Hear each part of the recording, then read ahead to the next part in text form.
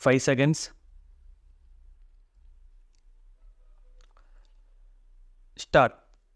மாண்புமிகு மேலவை தலைவர் அவர்களே, மாண்புமிகு முதலமைச்சர் அவர்களால் அளிக்கப்பட்டிருக்கின்ற இந்த நிதிநிலை அறிக்கையின் மீது இப்பொழுது விவாதம் நடைபெற்று கொண்டிருக்கிறது. இந்த விவாதத்தில் நானும் கலந்து கொண்டு என்னுடைய கருத்துக்களை சொல்ல விரும்புகிறேன். இந்த அறிக்கையில் காணப்படும் ஒரு சில முக்கியமான திட்டங்களுக்கு நான் என்னுடைய பாராட்டுதலை முதலில் தெரிவித்துக் கொள்கிறேன். கல்வியில் தமிழ்நாடு வியக்கத்தக்க வகைகளில் முன்னேற்றம் அடைந்திருக்கிறது. மற்றவர்கள் நம்ப முடியாத அளவிற்கும் எல்லா மாநிலங்களையும் மிஞ்சக்கூடிய அளவிற்கும் இந்த முன்னேற்றம் இருக்கிறது என்பதை யாரும் மறுக்க முடியாது. இலவச உணவு, இலவச உடை அளிக்கப்பட்டு கல்வியும் இலவசமாக அளிக்கப்படுகிறது.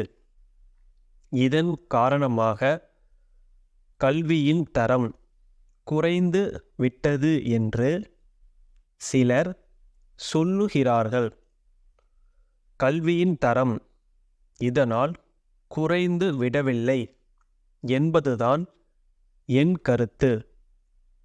கல்வித்துறையில் பல ஆண்டுகள் அனுபவம் பெற்றவன் என்ற முறையில் இதை நான் சொல்லிக்கொள்ள விரும்புகிறேன். அடுத்து சுகாதாரத்துறையை பற்றி ஒரு சில வார்த்தைகள் சொல்ல விரும்புகிறேன். நான் அடிக்கடி கூறி வருவதைப் போல துரதிர்ஷ்டவசமாக நம்முடைய தமிழ்நாட்டில் காலரா நோய் சில இடங்களில் இன்னும் இருக்கிறது. சுகாதார பொறுப்பை ஏற்றுக்கொண்டிருக்கிற மாண்புமிகு அமைச்சர் அவர்கள் தங்களால் எவ்வளவு தூரம் சீர்படுத்த முடியுமோ அவ்வளவு தூரம் செய்து கொண்டு வருகிறார்கள். ஆனால் கிராமங்களில் இருக்கின்ற நிலைமைதான் இந்த குறைபாட்டிற்கு காரணம். கிராம அளவில் இருக்கின்ற அதிகாரிகள் இந்த குறைபாட்டை நீக்குவதற்கு தங்களுடைய முழு ஒத்துழைப்பை அளிக்க வேண்டும். அடுத்ததாக அரசாங்கம் ஏராளமான பால் வழங்க ஆரம்பித்திருப்பது போற்றக்கூடியது ஆகும். இந்த பால் சுத்தமாக கிடைப்பதற்கு பரிசோதனைகள் செய்யப்படுகின்றன என்று அமைச்சர் அவர்கள் கூறினார்கள். இது மகிழ்ச்சிக்கு உரியது என்பதை தெரிவித்துக் கொள்கிறேன். மீன் துறையை பற்றி ஒரு சில வார்த்தைகள் கூற விரும்புகிறேன். நமக்கு உணவு 2 வகையாக கிடைக்கிறது. நிலத்திலிருந்தும் கிடைக்கிறது, நீரிலிருந்தும் கிடைக்கிறது. நிலத்திலிருந்து கிடைக்கும் உணவை அதிகமாக பெறுவதற்கு அரசாங்கம் பெருமுயற்சி செய்து வருகிறது.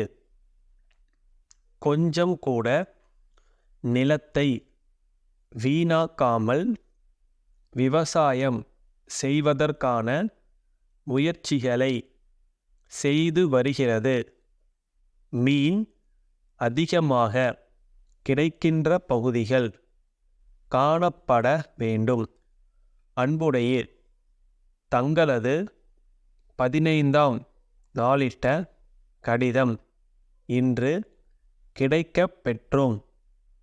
எங்களது முடி உலர்த்தும் கருவி பயனடைந்து அதனால் தங்களது கையில் காயம் ஏற்பட்டதை அறிந்து மிகவும் வருந்துகிறோம். எங்களது தயாரிப்பு பொருட்களை விற்பனைக்கு அனுப்பும் முன்பு மிகுந்த கவனத்துடன் சரிபார்த்து அதன் பின்னரே விற்பனைக்கு அனுப்பி வைக்கிறோம். அப்படியிருந்தும் தாங்கள் வாங்கிய இயந்திரத்தில் பழுது ஏற்பட்டதை அறிந்து மிகவும் வியப்பு அடைகிறோம். என்ன காரணம் என்பதை அறிய தங்களுடைய பழுதுபட்ட கருவியை எங்களுக்கு அனுப்பி வைத்தால் எங்களது தொழில்நுட்ப வல்லுநர்கள் அந்த கருவியை ஆராய்ந்து தேவையான நடவடிக்கை எடுத்து பிற இயந்திரங்களையும் சரிபார்க்க வசதியாக இருக்கும் என்பதை தெரிவித்துக் கொள்கிறோம். தங்களுக்கு ஏற்பட்ட அசௌகரியத்திற்கு மிகவும் வருந்துகிறோம். தங்களுக்கு ஒரு புதிய கருவியை இன்று கொடுத்து அனுப்பியுள்ளோம். தங்கள் நம்பிக்கையுள்ள ஸ்டாப்.